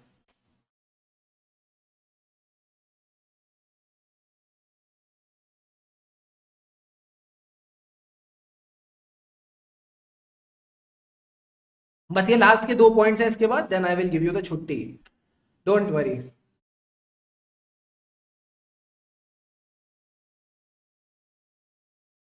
Very good, very good A G, very good B R. बस बस बस बस बस 6 मिनट में शुरू होगी ना तुम्हारी एडवांस अकाउंट्स, रेडी हो जाओ, कोई दिक्कत नहीं है। आ जाओ। लास्ट के दो पॉइंट सर, ये वाला पॉइंट क्या कहता है? बिफोर आई डिस्कस मैं तुमसे पूछ देता हूं, जल्दी से इधर देखो, मैं सवाल पूछूंगा जवाब देना, ठीक है? ऑडिटर कह रहा है मुझे ऑडिट करने में कष्ट हो रहा है, समझना, ऑडिटर कह रहा है मुझे ऑडिट करने में कष्ट हो रहा है, तो क्या कष्ट एक सही बहाना है ऑडिट ना करने का? बस इतना सा बात बता। ऑडिटर कह रहा है ऑडिट करने में कष्ट हो रहा है, मेहनत लग रही है, क्या मेहनत लग रही है, कष्ट हो रहा है, ये सही बहाना है ठीक से ऑडिट ना करने का? बस ये बताओ हाँ या ना। आंसर इज ना। ठीक है, तुम क्या लिखोगे मैं बता ही रहा हूं, ना। तो इन्होंने यही बात बोली, इन्होंने यही बात बोली, क्योंकि ऑडिट में कष्ट हो रहा है ये सही बहाना नहीं है, तो तुमको कष्ट उठाना पड़ेगा। सर कष्ट का क्या मतलब है? कष्ट का मतलब है, दिल्ली वाले जो बच्चे होंगे उनको पता होगा यहां पे डीटीसी की बसेस चलती हैं, जितने भी दिल्ली वाले बच्चे उनको पता होगा डीटीसी की बसेस चलती, जो दिल्ली के बाहर वाले उनको भी पता होगा उनके वहां अपनी बसेस चलती होंगी। सबसे ज्यादा कष्ट कहां होता है? सर इन्हीं डीटीसी की बस में। सर डीटीसी की बस में कष्ट को क्या बोलेंगे? डीटीसी का मतलब है difficulty, time and cost. Audit करने का बड़ा डिफिकल्ट है ऑडिट, तो तुमको कहा किसने था ऑडिट करने के लिए? करना पड़ेगा अब तुमको। बड़ा समय लग रहा है तो लगाओ ना, बड़ी कॉस्ट लग रही है तो लगाओ ना। यानी अगर डिफिकल्टी, टाइम और कॉस्ट का बहाना दिया तो ये बहाना नहीं चलेगा, आपको ऑडिट तमीज से करना ही करना पड़ेगा। तो अगर आपको लगता है कि आपने जो ऑडिट प्रोसीजर करना है उसमें डिफिकल्टी, टाइम और कॉस्ट है, तो आप उसको ओमिट नहीं कर सकते। सर एक बात बताओ, अगर इसका ऑल्टरनेटिव अवेलेबल है, अगर इसका ऑल्टरनेटिव अवेलेबल है, इस पे भी डिपेंड करेगा। अगर इसका ऑल्टरनेटिव अवेलेबल है तो फिर ठीक है ओमिट कर लो, बट अगर ऑल्टरनेटिव ही नहीं है, इस प्रोसीजर का कोई ऑल्टरनेटिव ही नहीं है, आपने यही प्रोसीजर करना है, तो मेरे दोस्त you can not omit this audit procedure. आप इस ऑडिट प्रोसीजर को ओमिट नहीं कर सकते। बस इतनी सी बात आपने समझनी है। जो डीटीसी है, सर डीटीसी का मतलब है डिफिकल्टी, टाइमिंग एंड कॉस्ट, ये सही बहाना नहीं है। अगर आपको लग रहा है आपको डिफिकल्टी, टाइमिंग एंड कॉस्ट है तो आप ऑल्टरनेट ऑडिट प्रोसीजर करो, बट ऑल्टरनेट नहीं है। अगर ऑल्टरनेट ऑडिट प्रोसीजर नहीं है तो फिर you can not omit this audit procedure. यही बात यहां लिखी है तो ध्यान से समझना। Matter of DTC, difficulty, time and cost, बोलो मेरे साथ, difficulty, time and cost is not a valid basis, ये सही बहाना नहीं है to omit an audit procedure for which there is no alternative. Example के तौर पे बताता हूं, अकाउंटिंग स्टैंडर्ड 2 इन्वेंट्री, इसकी मुझे एग्जिस्टेंस चेक करनी है। एग्जिस्टेंस का क्या मतलब है? एक्चुअल में इन्वेंट्री वहां पड़ी है, पड़ी है तो किस कंडीशन में पड़ी है मुझे बताओ, मैं ये कैसे चेक करूं? प्लीज बताओ मुझे, थोड़ा सा टाइम दो ना यार मुझे, प्लीज रिक्वेस्ट, बताओ ना। अगर मुझे इन्वेंट्री की एग्जिस्टेंस और कंडीशन चेक करनी है, क्या मैं घर बैठे चेक कर सकता हूं? नहीं सर, घर बैठे तो जीतो जैकपॉट केबीसी में। अगर एग्जिस्टेंस और कंडीशन चेक करनी है तो मेरे दोस्त हमको इन्वेंट्री वेरिफिकेशन के लिए जाना पड़ेगा। You need to attend the physical verification of inventory. But physical verification करने के लिए आपको कहां है ना, आपको बहुत दूर जाना पड़ रहा है। कहां जाना पड़ रहा है सर? हमको जाना पड़ रहा है पहाड़ों पे, और जिन पहाड़ों पे हम जा रहे हैं वहां पे पहुंचने में, उस एरिया में पहुंचने में 2 दिन लगते हैं। हमको लग रहा है इतना कष्ट कौन उठाएगा? तो एक बात बताओ, कोई और तरीका है क्या? नहीं, कोई और तरीका है ही नहीं। आपको फिजिकल वेरिफिकेशन के लिए जाना ही पड़ेगा, इसमें आपके पास कोई और चारा नहीं है, और कोई चारा नहीं है। मेहनत है तो जाना पड़ेगा। बच्चा कह रहा है एडवांस अकाउंट की क्लास नहीं, तो फिर तो बैठो चुपचाप, इधर ही बैठो, तुमको एडवांस अकाउंट भी यहीं पढ़ा देंगे, इधर आओ। जल्दी से समझो, क्या ये बात समझ आई? बात पल्ले पड़ी? हाँ, DTC is not the right बहाना। एंड लास्ट पॉइंट क्या कहता है? जैसे जैसे समय बीतता है इंफॉर्मेशन की वैल्यू कम होती जाती है, plus there needs to be a balance between the reliability of information and the cost. आपने कहीं ना कहीं इंफॉर्मेशन और कॉस्ट की बैलेंस को मेंटेन करके चलना है। तो ये बेसिक सी बात आप ध्यान में रखेंगे, balance between benefit and cost, and DTC is not a valid बहाना। लास्ट पॉइंट आ जाता है, इधर फोकस करना, other matters that affect limitations of audit. Other matters that affect limitations of audit, ये क्या मैटर्स हैं?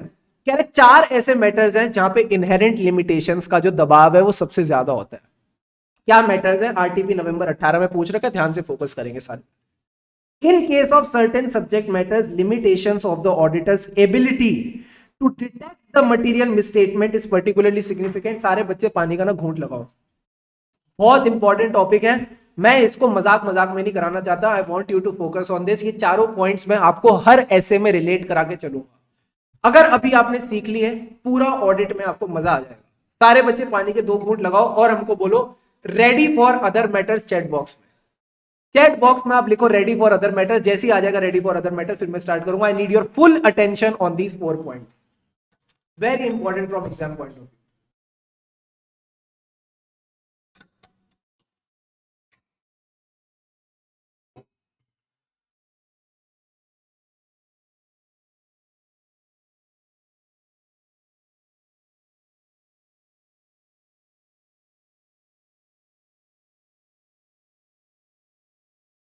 Very good. अब सारे बच्चे फोकस करना। सबसे पहली जगह जहां पे पहली बात, तो ये टॉपिक क्या कहता है? कह रहे कुछ ऐसे मैटर्स हैं, there are certain subject matters जहां पे लिमिटेशन है ऑडिटर के ऊपर टू डिटेक्ट मटेरियल मिसस्टेटमेंट। यहां पे आप चीजों को, गलतियों को नहीं पकड़ पाओगे। पहली गलती, सर पहली गलती क्या है? फ्रॉड। फ्रॉड क्या है? Sophisticated and carefully organise scheme. सोच के बताना। एक एम्प्लॉय फ्रॉड करेगा तो मैनेजमेंट पकड़ लेगी। क्या ऐसा होता है? हायरार्की यही तो होती है, एम्प्लॉय, मैनेजमेंट और उसके ऊपर टीसीडब्ल्यूजी। ये मैं आपको और समझाऊंगा डिटेल में, अभी तो बस इतना समझो। अगर एम्प्लॉय फ्रॉड करेगा तो ऊपर वाला पकड़ लेगा, बट अगर ऊपर वाला ही फ्रॉड कर रहा है तो उसको कौन पकड़ेगा? क्या आप ये बात समझ पा रहे हो? तो कह रहा है lower level of management fraud करेगी तो सीनियर मैनेजमेंट पकड़ लेगी, बट अगर सीनियर मैनेजमेंट ही फ्रॉड करे तो फिर उसको कौन पकड़ेगा? तो यहां पे फ्रॉड पकड़ना मुश्किल काम है। दूसरा, अगर फ्रॉड में एक बंदे का दिमाग लगा हो तो उसको पकड़ना आसान है कंपेयर टू 2 बंदों का दिमाग लगा।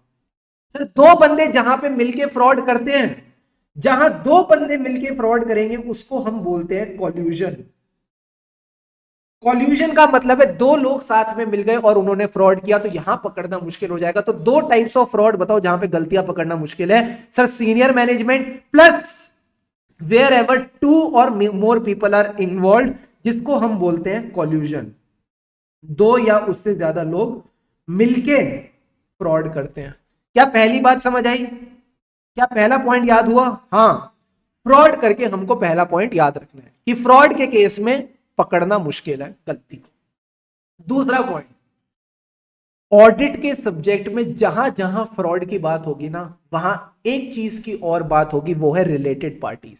And the second point is regarding the related party. मुझे एक बात बताओ, जब तक मैनेजमेंट आपको नहीं बताती हमारी सब्सिडरी कौन है, हमारी एसोसिएट कौन है, हमारी होल्डिंग कौन है, हमारी पेरेंट कौन है, अल्टीमेट होल्डिंग कंपनी कौन है, आपको सपना आएगा क्या कि कौन कौन इनकी रिलेटेड पार्टी है? तो identification of related party and related party transactions and disclosure, यहां पे भी बहुत ज्यादा स्कोप है गलती होने का। तो second point is regarding the existence. किसकी existence? Sir existence and completeness of related party relationships and transaction. इसके रिगार्डिंग आपके पास है अकाउंटिंग स्टैंडर्ड 18। वो कहता है कि जितनी भी रिलेटेड पार्टी रिलेशनशिप्स है, ट्रांजैक्शंस है, उनका प्रॉपर डिस्क्लोजर होना चाहिए अलग से इन द फाइनेंशियल स्टेटमेंट। अगर वो डिस्क्लोजर नहीं होगा so it can lead to a material misstatement, क्योंकि misstatement is all about ACPD, amount, classification, presentation and disclosure. तो अगर डिस्क्लोजर नहीं है तो वो भी तो मिसस्टेटमेंट है, उसको भी तो गलती ही बोलेंगे। तो याद रखना, फ्रॉड किसके साथ? Related party. 2 पॉइंट आपके यहां पे हो गए, ठीक है सर। थर्ड पॉइंट की बात करते हैं। मैनेजमेंट ने किसी लॉ के साथ कंप्लाई नहीं किया, मैनेजमेंट ने किसी लॉ के साथ कंप्लाई नहीं किया, क्या ये पकड़ना आसान काम है? सोच के बताना। देखो मैं लॉजिकली सोचो, आप एक ऑडिटर हो, आप फाइनेंशियल स्टेटमेंट देखते हो, बैलेंस शीट देखते हो, पीएनएल देखते हो, उसमें जो जो आइटम आ रहे हैं उनको चेक करना तो आसान है, बट जो आइटम आ ही नहीं रहे, सपोज मैनेजमेंट ने क्या कर रखा है, चाइल्ड लेबर इंप्लॉय कर रखी है, उस चाइल्ड लेबर को इंप्लॉय करने के चक्कर में मैनेजमेंट के पास नोटिस आ गया डिपार्टमेंट से कि आप चाइल्ड लेबर को इंप्लॉय करते हो, आप पे हम पेनल्टी लगाएंगे। उस पेनल्टी को उन्होंने तमीज से फाइनेंशियल स्टेटमेंट में दिखाया ही नहीं, उन्होंने अदर एक्सपेंसेस में डाल दिया। क्या ये पकड़ना आसान काम है? जल्दी से बताओ, जल्दी से बताओ, जल्दी से बताओ। Is it easy to detect it? नहीं, बड़ी कठिनाई है। तो यहां पे भी inherent limitation to detect the material misstatement बढ़ जाती है। नॉन कंप्लायंस को पकड़ना बहुत टफ काम है, तो ये बात भी आपने ध्यान में रखनी है, non compliance with laws and regulation. And last point is events और condition, future events and condition. अभी नहीं है, आगे हो सकते हैं, अभी नहीं है, आगे हो सकते हैं। Future events and conditions that may cause the entity to cease to continue as a going concern, जो एंटिटी की रेस में बाधा डाल सकते हैं, एंटिटी को आगे बढ़ने से रोक सकते हैं, एंटिटी को बंद करवा सकते हैं, उसके बारे में हमको क्या पता? हम कोई एस्ट्रोलॉजर थोड़ी है, हम कोई एस्ट्रोलॉजर थोड़ी है जो पता लगाए कि फ्यूचर में क्या होने वाला है। तो अगर फ्यूचर में कोई इवेंट और कंडीशन होती है जो एंटिटी को बंद करवा देती है, तो उसके बारे में भी हम कुछ नहीं कह सकते। तो यही बात आपने ध्यान में रखनी है कि यही चार बातें हैं जहां पे इनहेरेंट लिमिटेशन सबसे ज्यादा है। तो इनको याद करने का मैं आपको एक बहुत ही देसी नुस्खा बताता हूं, ध्यान से समझना। 4 पॉइंट ही याद रखने हैं, ठीक है सर। पहला पॉइंट क्या था? सबसे पहले फ्रॉड, ये तो आपको याद रहेगा ही रहेगा। जल्दी से बताओ फ्रॉड किसके साथ? कम on everyone in the chat box, जल्दी से बताओ फ्रॉड किसके साथ? अकेले अकेले या किसी के साथ? सर किसी के साथ, किसी के साथ, यानी related parties. Very very good, related parties के साथ फ्रॉड। अगर आपने रिलेटेड पार्टीज के साथ फ्रॉड किया तो आपने लॉ एंड रेगुलेशन के साथ कंप्लाई किया या नॉन कंप्लाई किया? सर नॉन कंप्लाई किया। This is a classic case of non compliance with laws and regulation. And जब आप लॉज एंड रेगुलेशन की इज्जत नहीं करेंगे, आप पे क्या लगेगी? सर भारी भारी प्यारी प्यारी पेनल्टी। और जब आप पे भारी भारी पेनल्टी लगेगी तो आपकी एंटिटी की बैंड बच जाएगी and you will not be able to continue as a going concern. फिर आपके गोइंग कंसर्न पे सवाल उठाए जाएंगे। क्या ये फ्लो क्लियर है? अगर ये फ्लो क्लियर है, फटाफट इसको एक बार रीड करो, आंखें बंद करके बस ये 4 पॉइंट्स को रिकॉल कर लो। That's all that you need to do. Quickly write down the flow and एक बार इसको रिकॉल करके चैट बॉक्स में लिखो डी डी डी, फिर हम आगे बढ़ते हैं।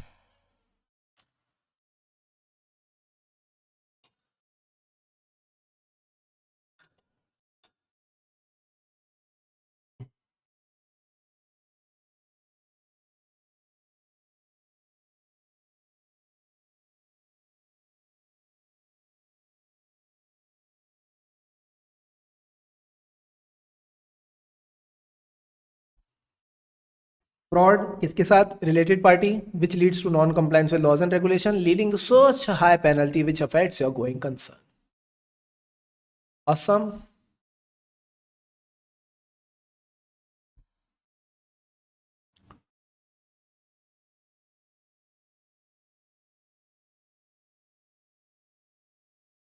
जन बॉस।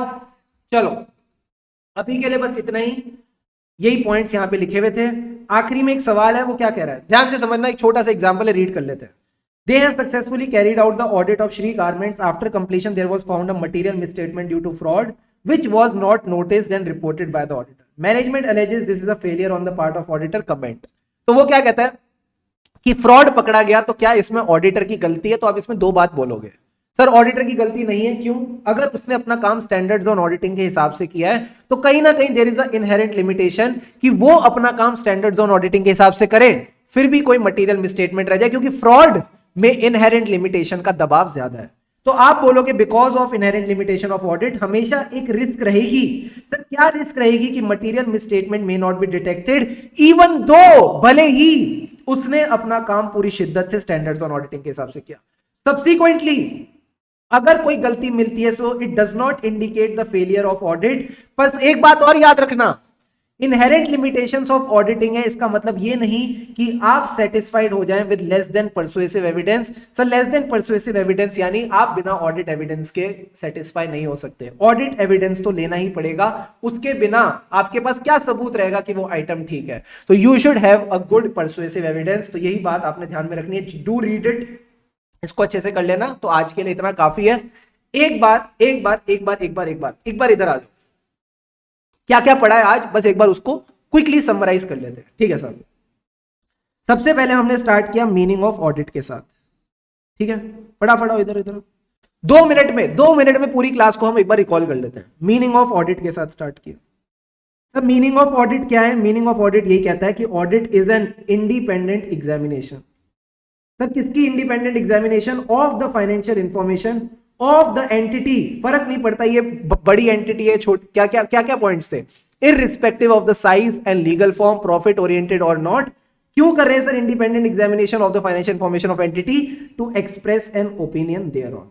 क्या यही बात हमने की थी? हाँ सर, समराइज कर रहे हैं, बस छोटा सा समरी बना लेंगे, क्योंकि फिर आपको लगेगा ना 3 घंटे में इतना ज्ञान दे दिया, इसको याद कैसे रखेंगे, ये समरी इंपॉर्टेंट है। सेकंड पॉइंट, फिर मैंने बोला सर क्या थे audit? It was an independent examination. तो यहीं से आपका नेक्स्ट पार्ट आ गया जो आज हमने पढ़ा कि इंडिपेंडेंस में हमें क्या फंडामेंटल प्रिंसिपल्स होते हैं। कुछ नया नहीं पढ़ेंगे, बस रिवाइज करेंगे, रिकॉल करेंगे और कुछ नहीं। फंडामेंटल प्रिंसिपल्स यानी कोई professional,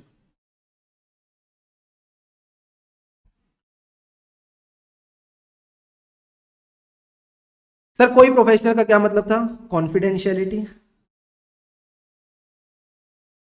objectivity, integrity, competence and due care, and professional behavior. Not do anything which brings a disrepute to the profession. अब इन्हीं फंडामेंटल प्रिंसिपल्स के ऊपर क्या आ जाते हैं? थ्रेट्स। इन्हीं के ऊपर आ गए थ्रेट्स, थ्रेट्स टू इंडिपेंडेंस। क्या थे थ्रेट्स? साफी, जो हमारे बॉडी के थ्रेड्स को भगाए।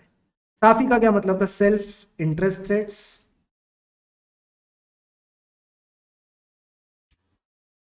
Self review threads,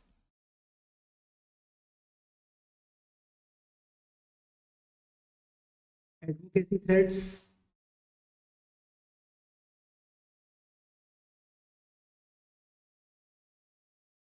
familiarity threads,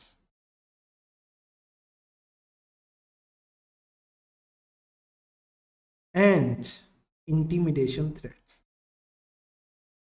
इन सारे थ्रेड्स को आपने ऊपर ऊपर से याद रखना है, प्लस इनके जो भी एग्जाम्पल्स हैं that you need to learn. In examples को प्लीज एक बार अच्छे से रिवाइज और रिकॉल जरूर करना। सिमिलरली ये जो फंडामेंटल प्रिंसिपल्स थे, इनके पॉइंट्स को आपने बस रीड करना है। इनके जो भी पॉइंट्स नीचे लिखे हुए थे उनको बस आप रीड करेंगे, ठीक है। डेफिनेशन आपको याद रहेगी। ये 3 पॉइंट्स हो गए। अब हमने कहा थ्रेट है तो क्या हो गया, इसके हमने सेफगार्ड्स भी डिस्कस किए थे। सेफगार्ड्स वाला पॉइंट बड़ा सिंपल था, कुछ भी नहीं था, कहता कि इंडिपेंडेंस मेंटेन करो, अच्छी बात है। इसमें आपका इंडिपेंडेंस मेंटेन करने के लिए चाबी चाहिए। याद है चाबी क्या थी? की फंडामेंटल प्रिंसिपल्स।